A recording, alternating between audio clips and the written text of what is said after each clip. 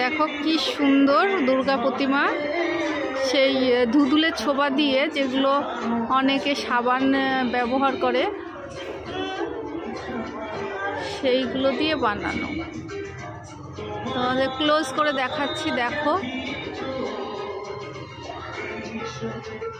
খুব সুন্দর প্রতিমাটা, যার জন্য আমি একটা ভিডিও করলাম।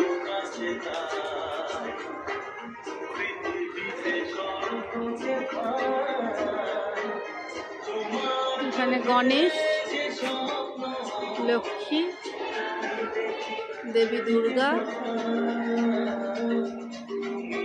সরস্বতী, কার্তিক,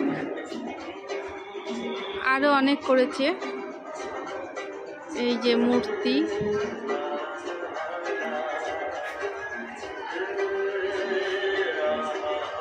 নানান মূর্তিতে প্যান্ডেল সুসজ্জিত।